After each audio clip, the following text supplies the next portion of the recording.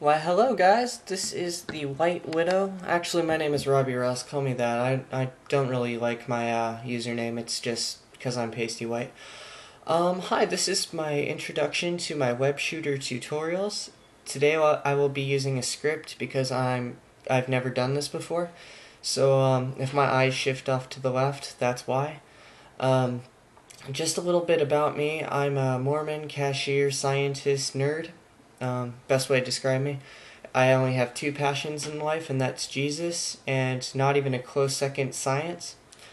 And so, a lot of what you'll hear me say kind of leads back to that, but that's just me. When I was little, I saw a little CO2 cartridge, and I thought that was fantastic, and it really inspired me because it was the same cartridge style that was in the old 90s Spidey cartoon. And I thought, hey, that's fantastic, I'm going to make one. And so this is the result of me trying to make one. I still haven't made it officially. I'm working on prototypes. I got about 3 in the works. I'm mostly focusing my energies into just one of them, so as this progresses, I'll see if I can show you all my little whatever. Well, enough of the chatting. You want to see the web shooter stuff, so I'll get right into that. Now, there are 2 questions I hear more than anything from you guys at the forums, and I really don't understand why you need this now, because I think it'd be more important to get the pressure vessel than the valve, but hey, it's your guys' project. So here's what I'll go into. I'll go into the spinneret, and then I'll go into the firing mechanism, so that you have to hold 2 fingers down instead of 1 for a solenoid valve, which would be a little pressure switch, circuitry sort of stuff. It's very simple. Both of them are. Let's start with the spinneret. Now, the thing about the spinneret is it's very simple, as in monumentally simple. Play-Doh, if you've ever played with that, there's a little toy that you have with a disc. It's got holes in it, and you can give a little plastic person hair by forcing the Play-Doh through a bunch of holes. That's a spinneret. The definition of a spinneret is any plate with a hole or an orifice that can extrude a polymer. We are going to focus mostly on the solvent drying method, only because the other ones usually require a bath of some sort, like acid or chemical bath, that ultimately will ruin our efforts because we can't carry around acid, we're kids. So, acetone, that's what we'll be using.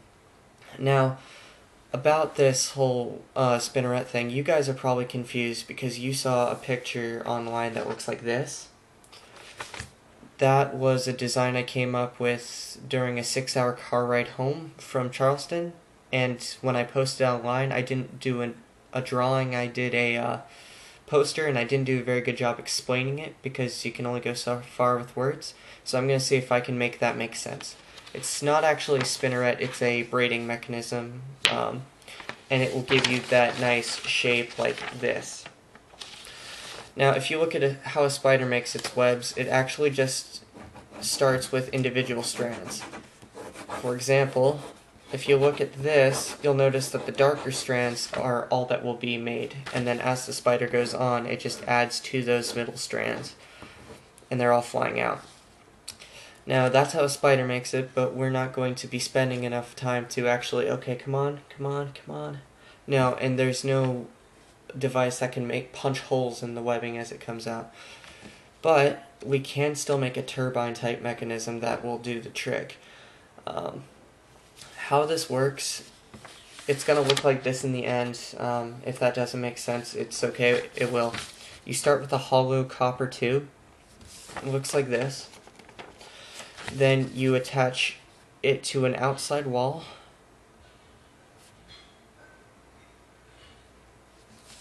Like this.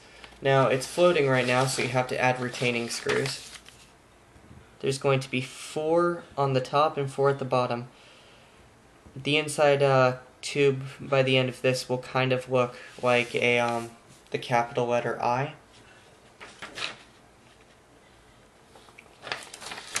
Now, the fluid will come up through these walls. I'll make an extension here, and it will branch off. As you see, the fluid is coming up through the central tube and through the sides and the screws. Now, when it comes to this part, because it's coming through the sides, it's going to also come out creating a cone. What you want to do for this is you want to add a ring to it. And the ring will be stopped by the screws. You'd probably have to coat the screws with something so that it's not abrasive, and you want it to be low friction. But that's basically what we'll be doing. As you see now, there's an added outside ring. And if I figure out how to add paint to these videos, I will, because drawing them is kind of slowing things down. So you got the middle one. Now, on the top of this mechanism, it will look a little like a donut. Whatever. The middle strands will come out of this donut from something that looks like a cookie. Yeah, I'm probably going to die of diabetes, but who cares? So it'll come out like this, just like a spider's. Now, what we want is that nice webbing kind of wrap around. So what we do is seal off the end, and this is where the ring is, this secondary circle right here. Now, these holes are actually very, very close to the end. In fact, I would even go as far to say that they're a crescent shape, not actually a circle. And so is the ring. It'll have maybe 2 holes, 3, 4, however wrapped you want it to be. I would only go with 2, and there's a reason for that, but I'll get into it. Now, this will spin. Now, whether you do this by motor or by turbine, I don't care. It's your thing. I would go with motor if you want to change it, if that makes any sense, if you want to change the speed. Now, the reason you would want to change your speed is because as these strands harden, they will constrict how far these things can fly.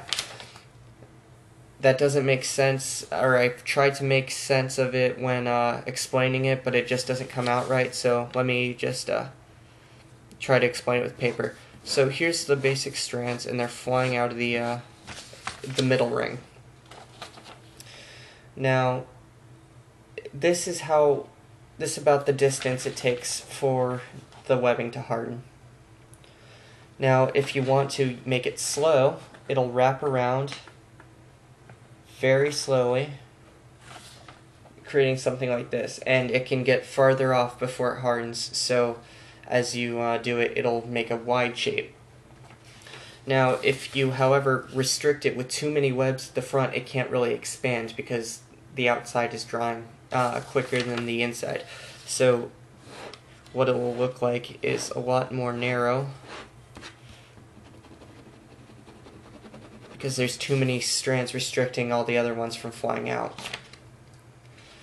And so the speed of the motor turning that inside ring is going to change it. Important to note, the ring that's spinning has but all the holes are touching the inside holes, so that's why it would automatically wrap it. If they weren't touching, there's too much risk for it not to circle around it, but as long as it's touching and it spins, it'll wind it up, and that might increase its tensile strength. It might not. It just depends on how quick you can get the acetone to evaporate.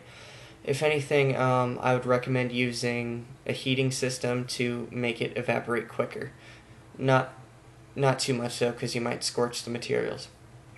Now the second thing, and I'm really surprised people are asking me about this because it's a very super simple concept, is a circuit. Now a basic circuit will contain a resistor, a battery, some copper tubing or wires, and a switch. So I'm writing this down as I speak.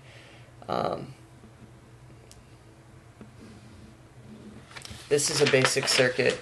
The little squiggly line right here, that's a resistor. In our case, it would be a solenoid valve.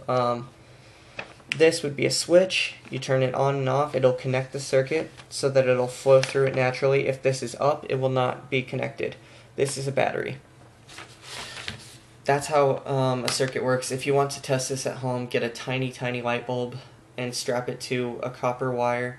Make an incision in it or just use 2 copper wires, either or. Connect one to a battery and then have the other one touch a battery and it'll light up. It's a very simple concept. Now for the web shooter, it's a little different because we're going to be using 2 valves requiring both hands to be pushed down. So I'm going to redraw that same circuit from before.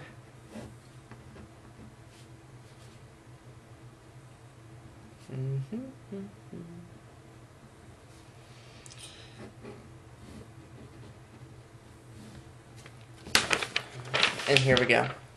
So we got the battery, we got the resistor, and we got the 2 switches. Now, all you have to do to make this solenoid valve work, squeeze down the triggers, both of them. And you have to use a single relay circuit, just because if you don't, then there might be a chance that it'll go through another route and your solenoid will always be on. You don't want that, so you just press down both switches at once and it turns on. My personal favorite method of doing this is that you can buy little switches that look like this, and I'm not kidding, this is the size of it. Here's my pinky for reference. And the top little thing is just a button. And then you put it in a casing, like a washer. And if you look at the Crackers and Milk shooter, you'll understand this. This is the wire. It's a single switch, but you have to fit your finger through the washer to touch the button. So if you lay your palm on something flat, the washer will stop anything from setting it off. So that's a basic circuit, and that's how you would operate a solenoid valve. Very simple stuff. If you have any questions about this, PM me at a forum. You know who you are. And that should be about it. I'm going to think about doing this every week if I can. Still working on it. But yeah, that should be it. If you guys have any questions, just let me know. Have a great day. How's this turn?